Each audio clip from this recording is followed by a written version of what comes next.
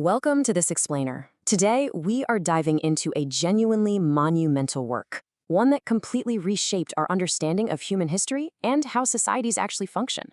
We are looking at the Muaddimah, written by the brilliant 14th century intellectual Ibn Khaldun. Born in Tunis back in 1332, this scholar produced a text that essentially laid the very foundations for human sociology and world history. Honestly, his importance in both Islamic and global historical traditions just cannot be overstated. What we'll be discussing isn't merely a book. It is a comprehensive blueprint for understanding how civilizations rise, how they operate, and how they inevitably change. Let's get right into it. Here is our roadmap for today. We'll start with a pillar of world history, then explore the science of civilization.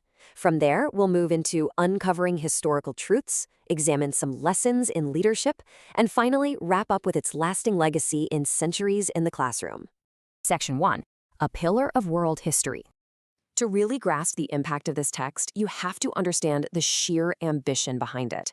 Ibn Khaldun set out to master the intellectual development of all humanity.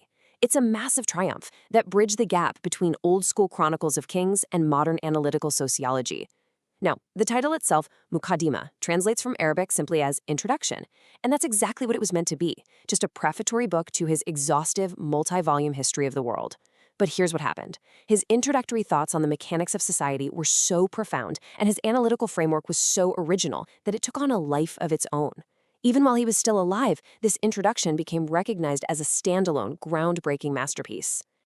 Consider this remarkable piece of history, an actual draft of the Muaddimah, complete with extensive notes and corrections in Ibn Khaldun's own handwriting.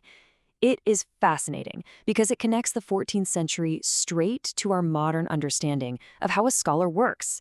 Just like an author today, he was tirelessly adding margin notes, fixing mistakes, and continuously refining his theories over the years.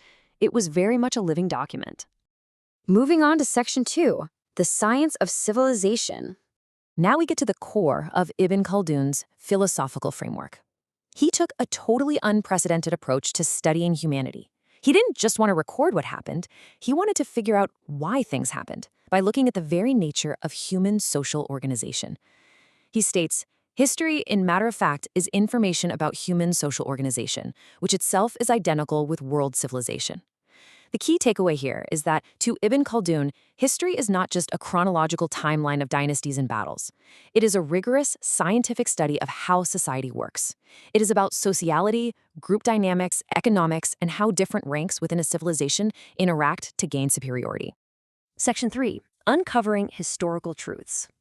Ibn Khaldun saw a glaring problem with the historical records of his time. They were often deeply flawed, packed with myths, or heavily distorted by bias.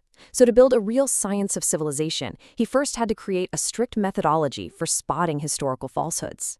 He laid out exactly why historical information gets infected by untruth.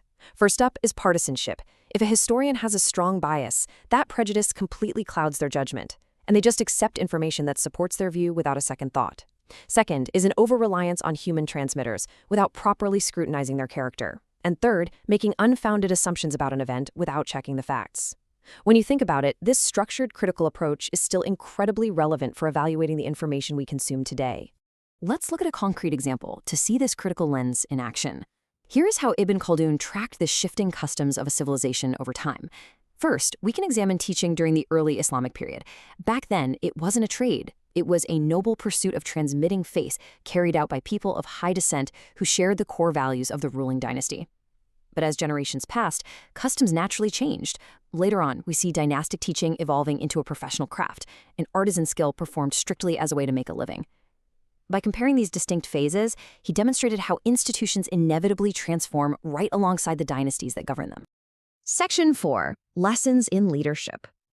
You see, the Muaddimah isn't just abstract historical theory, it is deeply practical. Ibn Khaldun took his sociological insights and applied them directly to statecraft and human management. What we have here is Tahir's letter to his son, an embedded historical document containing real, practical guidance on leadership. Ibn Khaldun used actual documents exactly like this one to anchor his broader theories.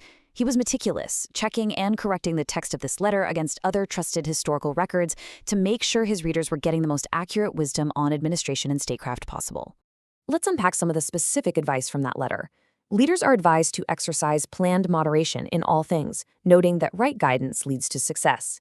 They are told to judge with fairness, stick to higher principles, and deliberately protect the weak. It even gets into the specifics of administration, advising leaders to be kind and meticulous when handling things like land tax registers. Finally, there's a strong reminder to use continuous reflection to avoid arrogance. Assuming that your success comes entirely from your own cleverness is a very dangerous trap. I think we can all agree that these 14th century principles of justice, moderation, and careful administration are still highly instructive for anyone in a leadership role today. Section 5. Centuries in the Classroom. For our final segment, let's explore the physical legacy of the book itself. Exactly where and for how long has this text been a cornerstone of academic instruction? The continuity here is just remarkable. Ibn Khaldun originally drafted the Muaddimah in seclusion over a period of just 5 months back in 1377. But it didn't stay isolated for long. By March 19, 1384, he delivered his inaugural lecture and began formally teaching the text at Qamiyya College in Egypt. He kept lecturing on it and refining the manuscript while simultaneously holding some very powerful judicial roles. And its presence in global education is completely unbroken. In the modern era, the text continues to be heavily studied in schools and colleges all across the Arab world, with editions being reprinted year after year. It is a text born in the classroom that has stayed there for well over 600 years. Which brings us to our final thoughts. The Muqaddimah is much more than a historical artifact. It is an active, working framework for analyzing the world. So, how do these 14th century patterns of civilization and leadership reflect in our modern institutions today?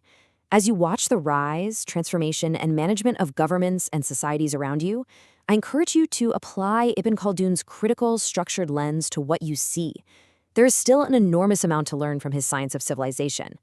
Thank you for joining me in this explainer to explore such a truly foundational text.